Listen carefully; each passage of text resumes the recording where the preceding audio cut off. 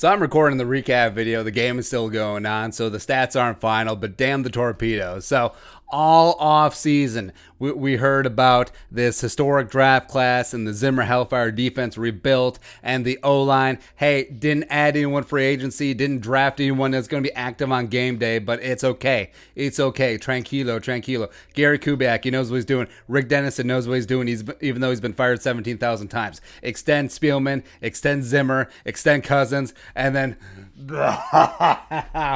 oh my God. You honestly could not have scripted a worse start for the season for the Vikings. But, you know, it is one game. It is nice. It's like if your dog is getting sort of past their expiration date, but you take one really nice, beautiful day and you take them for a walk, you take them to the beach, you feed them their favorite meal because you know there's not much time left, but it's nice that they have that one day. That's Aaron Rodgers. That was Aaron Rodgers on Sunday. The octogenarian Aaron Rodgers and the 12-year-old boy somehow just like put their blood feud aside and then do this. And it was so weird watching Rodgers, who is too old to be doing this. It's like watching De Niro kick the crap out of that grocery store clerk in The Irishman. It's like, this is not correct.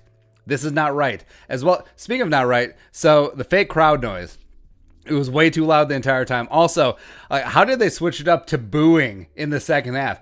A, astute. B, too soon. As well as, so Greg Jennings may be the worst commentator in the history of all time. Like, I was happy that the crowd noise was so damn loud that it drowned out 85 or 15 when he was here. Yeah. But him breaking out Justin Jeffries, it was not great. Right. And so 43 points allowed, most ever at US Bank Stadium, 524 yards plus on offense or defense allowed. It's frustrating.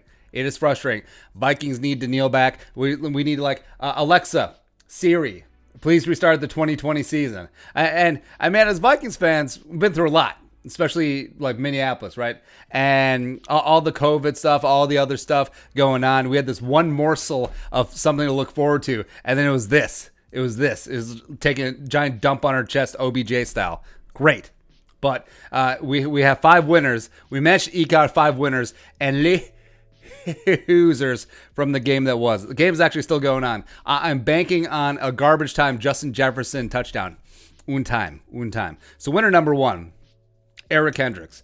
He really was the only bright spot on the defense. Now, I can already hear it. He's going to get blamed for the Allen Lazard third down pass, but that wasn't on him. That was a miscommunication with Anthony Harris because they were running the dreaded Tampa 2. Eric Kendricks had that deep third drop as the middle linebacker, and he was trying to pass off Lazard to Anthony Harris. Harris is coming too shallow, and it just didn't work out. Now, that would have been a big-time stop and big-time football, but not so much. But Kendricks showing what he can do, even though he doesn't have a real dedicated nose tackle in front of him. And it was making open field tackles on Aaron Jones. He was out there in solid coverage on Jones and Sternberger and Tyler Irvin, who, by the way, trademark infringement.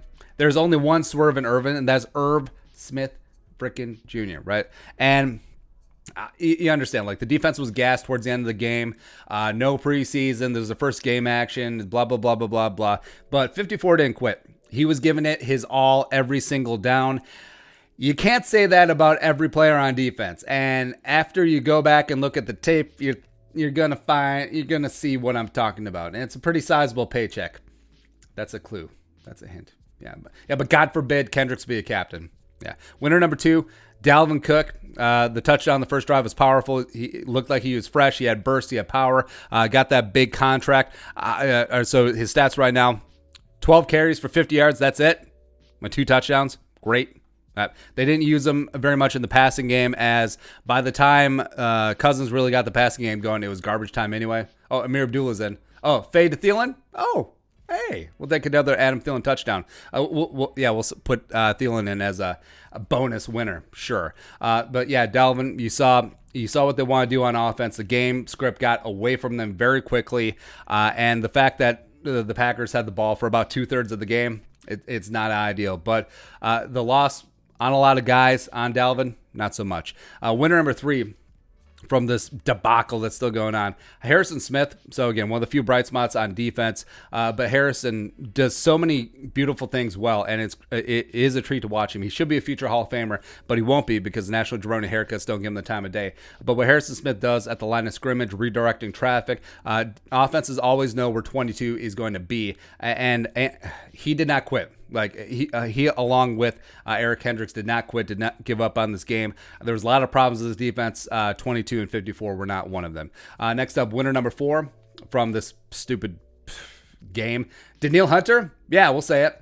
Afadi and Unique didn't even sniff Rodgers. Like I believe ESPN Stats and Info said he had 1 pressure and 1 hit, and the hit was from Cheeseburger Eddie Yarbrough getting away with a late push. But yeah, Afadi couldn't get it going against David Bakhtiari. Yannick got dinged up early and wasn't much of a factor second half. Jalen Holmes did nothing. Cheeseburger Eddie Yarbrough did nothing. So it was rough. And also the fact that the Packers lost 3 of their starters for injury on the offensive line, and the Vikings still can't do anything up and down the line against the backups. That's a problem. That is. And you have to figure out something, whether that's getting Hercules Mataafa more work, getting DJ Wanham, James Lynch more work in there, because obviously this did not work week 1, right? And I understand that you want to give it some time, but man, that's frustrating. Winner number 5, this stupid game. So Adam Jerome, Ezekiel Thielen. So Thielen, he and Cousins had the first 2 completions out of the gate, and then that was basically it. For the rest of the game until garbage time. But Thielen ended up with 6 catches, $110, 2 touchdowns on 8 targets, and he was public enemy number 1. He was being tagged in by Jair Alexander, as well as being doubled in coverage and bracketed. Devontae Adams is on the kick team. God, good issue with Devontae Adams.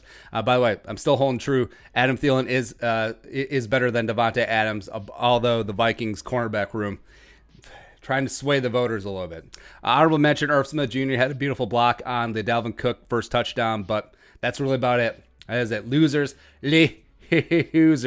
So the offensive line was as bad as advertised in pass protection. They got some good things going in the running game, but that's really about it. The O-line was caught napping. It was on Riley Reef, the Jair Alexander. Really nice corner blitz call that ended up in the safety. Brian O'Neill got cooked by Zadarius Smith on the twist. Part of that is on Pat Elflein and communication. O'Neill and Reef all started on the 3rd and 11, big time. So you're at home. There's no fans, no crowd noise, and you jump in a big time spot like that. Really. Speaking of jumping, other side of the ball. So the Packers got 3 free first downs on 3rd down by Afadi and Jalen Holmes and Anthony Barr jumping off sides. Well, Anthony Barr gave him a free play, and then they had a nice toss downfield to either Lazard or MVS. Doesn't matter. So, yeah, you work on that all off season, and you're at friggin' home, and you do that with no crowd. Great. Secondary, I mean, it really is going to be easy to roast the secondary. Mike Hughes played atrociously. Holton Hill played atrociously against Devontae Adams, minus that 4th and 1 play. Cameron Tiny Dantzler had a lot of high hopes for him, but it really was his welcome to the NFL moment. Like, honestly, you had one job. Take away number 17, and he couldn't do it. Missed tackles, blown coverage, blown assignments, sometimes even good coverage. It was just a great throw from the old man to number 17. Cameron Tiny Dantzler giving up a couple missed tackles and then giving up a touchdown to MVS, which is just not great. We can bleed into conspiracy theory. So, the refs not overturning the Devontae Adams touchdown. The first one, the one where he did not have his right foot down, and how just magically and conveniently they did not have the camera angle that would have showed where his toe actually was when he bobbled the ball. But other than that, it was great. Also, letting Bakhtiari flinch and hold on every single snap. No, literally, can't wait to go back and look at this. And yes, you can move when you're in a 2-point stance, but just actively flinching your left leg as the left tackle, you think that might get a little reaction from the edge rusher? And he got away with that every single time. Same thing, every single hold on number 91. Kirk Cousins. Kirk was up and down. He certainly was. He wasn't getting the protection. He was running for his life most of the time. He actually racked up a couple of nice runs on his own, 34 yards on 4 carries. But overall, besides that lazy-ass interception, He was pretty okay. Ended up 19 to 25 for 259. Had a 118.6 quarterback rating. Not great, not terrible. Just, I mean, the Vikings just got behind schedule so quickly that it really did turn into full-on garbage time. Like, Kirk Cousins had 95 yards in like the first 3 quarters or something like that. It was not great. So the whole Kubiak offense, the first drive, masterful. Those scripted plays, 8 plays, 75 yards, woo, touchdown. We're off to the races. And then play action down in your own end zone, and Pettin catches you in a perfect blitz. Where were the halftime adjustments? I get that you never had the ball, but I mean, come on. And also, 4th down, got to have it situation in the second half. And then your idea of trying to convert there was a 35-yard pass to Tajay Sharp, a guy who's been here for like 6 days. Really? But yeah, I digress there. Like, there's so many losers that we could honestly we can make this a 30-minute video, but I do have a lot of questions. Like, what is the offensive line plan? Is the plan just to roll this out every single time? What's the plan on defense? What's the plan on creating some semblance of a rush? Will there be a signing? Will there be the young guys coming up and playing? Will there be more blitzes? Or what's going to happen? Will this get better? Also, why were Zimmer's hands shaking so badly? We want to know. Either way, on to Indianapolis. Indy may be the only team that had a more disappointing week 1. So it's a good thing we get them on the schedule. We're on to Indy. All right. So your thoughts. Who are your winners? Who are your losers? Let us know in the comment section below. Subscribe for daily Vikings takes. Want to support that work? We'll sum the Venmo. But until next time, Skull, production value.